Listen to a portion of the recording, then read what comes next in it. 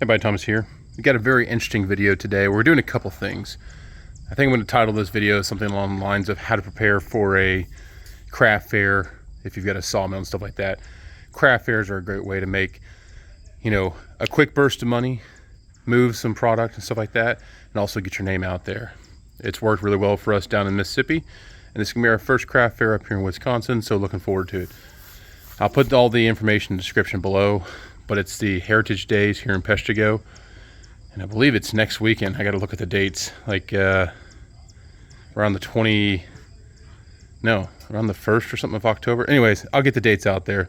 You'll see it in the description down below, and I'll make sure I put a screenshot here so you can see it as well. But before we get into that, I want to show you a new tool that I bought. This is going to be an upcoming video, and this is going to be very important, and we're going to put together a lot of information. This is a collaboration video I have from my folks who own Wood Miser Sawmills, Timber King Sawmills, and we're looking for other ones out there. We can come out there and measure this, but we now have a handy dandy Lennox blade tensioner. So this right here will tell you the tension in the blade, and that's times 1,000 psi. So I'll have to zero this thing out and everything, but once we get this zeroed out here, we're going to figure out what does 1,100 psi on the gauge on the side of the sawmill equate to in the actual tension of, see, that's 1,100 psi right there. We're going to see what that equates to in the actual tension on the blade. I think a lot of people are going to be very surprised when they see this, and also they're going to be very surprised when we show other sawmills and like what their gauge pressure is reading, what their blade pressure or tension actually is. So it's going to be exciting. So stay tuned for that. I'm going to do a quick little setup of this device on here and see what she stretches out to and go from there. Stay tuned. Okay, folks, I've tensioned the blade up to 1,100 psi, and I've seen what that correlates to in blade pressure using the gauge, and I'll show those pictures right now.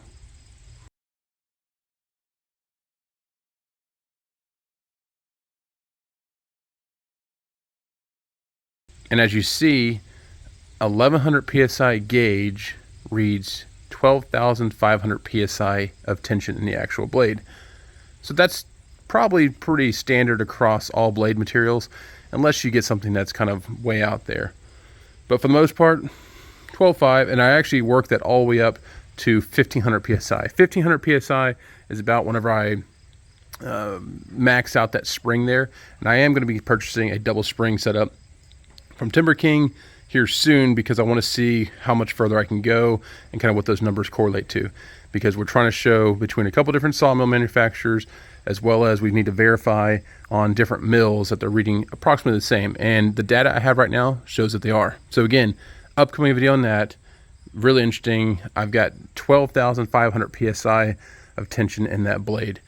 So that seems like a lot, but it's almost like an exponential growth. So you'll be surprised what an extra 100 psi does here and what it does and how it correlates to the blade there.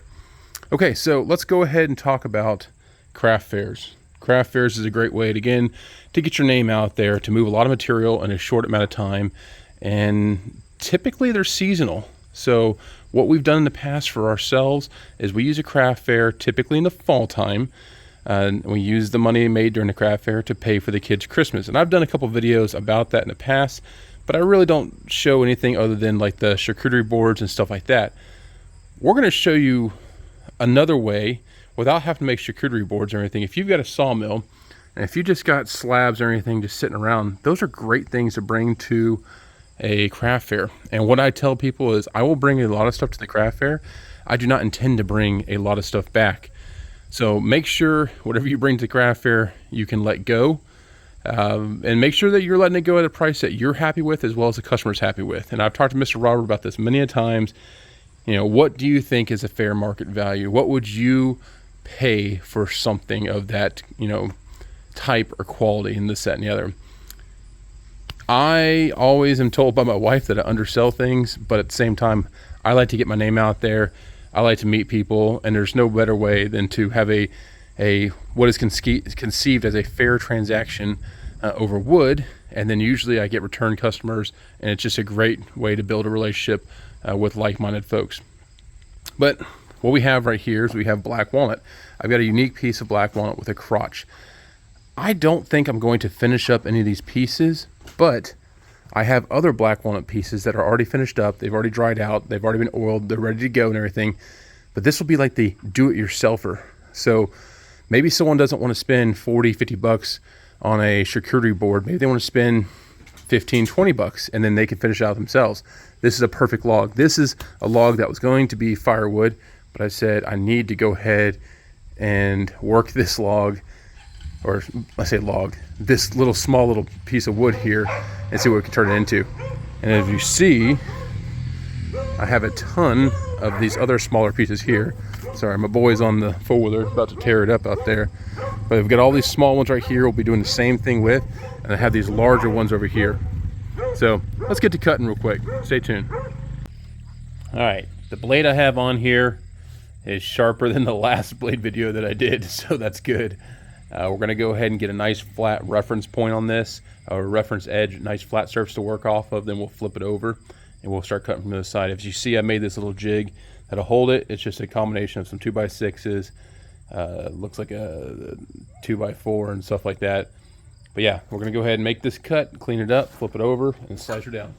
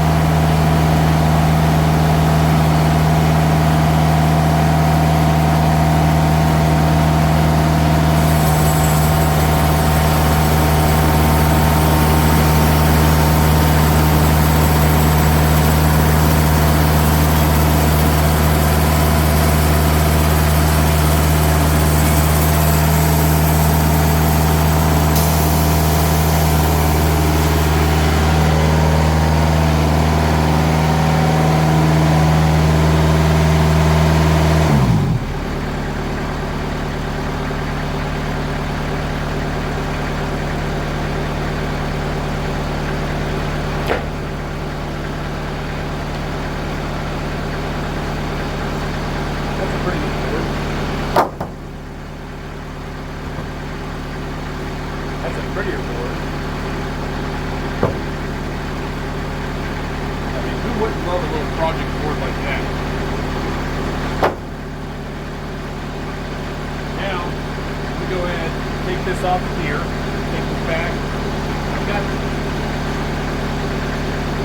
I say that, but I got the pith there.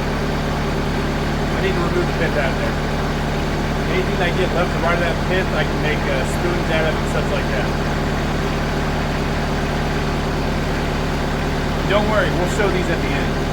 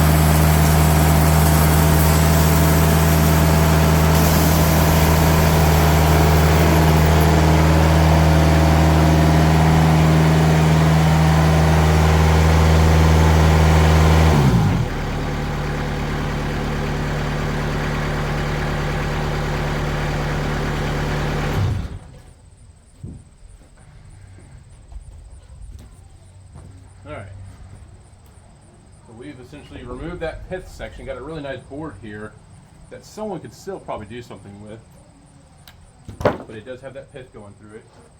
But we saved that one right there. It's a little bit thicker, but again, great little project piece. I might come back and shave a little bit off the top. But when you're starting to working on these small logs that won't go across the bunks and they won't touch the two log stops, that does make it difficult. So you just got to be kind of creative with your scrap wood that you have sitting around the sawmill. I just happen to have these 2x6s, and I did change out that 1.5x4 for this little like 1x2. And the orientation I have it here is where I can press it down up against there, and it'll still hold fast. So yeah. It's challenging, but at the same time, there's a little bit of pile of money in these little logs like this, and I'll just have these off to the side, saying these will be DIY projects that people can, get for a low cost, better than firewood and everything. And then, yeah, they benefit and I benefit. So I'm gonna throw in a time lapse as I cut a couple more of these, and we'll see what the final product looks like with all of them.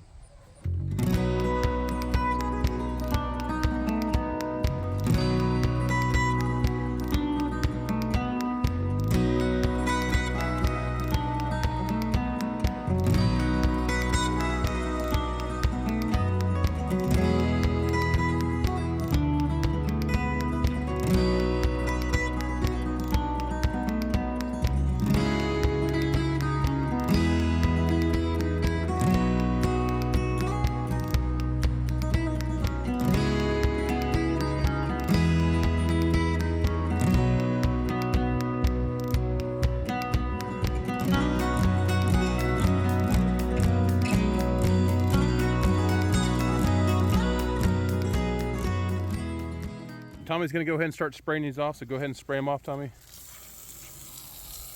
Go ahead and get it all. There you go. There you go. That's what I wanted to show. So let me hop over here. You can see the reveal of this stuff. So that's not too shabby. In total, I was kind of keeping tabs of time, about 35 minutes. And also you got to take in consideration, I was filming and everything, and there's setup and stuff involved with that. So that's not too shabby though. So let's see, 1, 2, 3, 4, 5, 6, 7 slabs, 8 slabs, excuse me, are at that 1.5 inch thickness. Then I have these 3 ones here in the center. They're probably 2 2/4, should be 2 1/4. 2 2/4 would be 2.5, but 2 1/4 each. and this one here is close to that as well. And then of course I got that little 1-inch one there. But again, I'll throw price tags on these at the upcoming craft fair. They will be, sorry, I was choking there. Roughly, to give you an idea, a raw piece like this, I'll sell, say, 20 bucks. These each will be $10. All those will be $10 each. These ones here in the middle, probably 20. And the ones here in the front, probably 20 for those two. And then that one there, I'll sell it at 10 or something like that. So there's a pile of money right here for 35 minutes worth of work. That's not too shabby, excuse me. Beautiful stuff. Hope y'all enjoyed this video. It's something interesting and unique, but you know, don't want to waste anything. Really don't want to waste anything. It's really a shame to see this, if this would turn into firewood or something like that. So now it's gonna hopefully have a home in someone's house. These will be projects that people can work on, and I don't have to work on them. I just cut them up for them, and yeah, DIY. All right, folks, please stay tuned to the channel. Subscribe if you haven't done so already. I got a lot of new information coming out, and it's going to be an exciting winter as we prepare, you know, for the cold to set in, and then soon after we're going to be moving back down to Tennessee next summer. So it's going to be sad to leave this area, but we're going to hold on to this property because we absolutely love it up here in Wisconsin.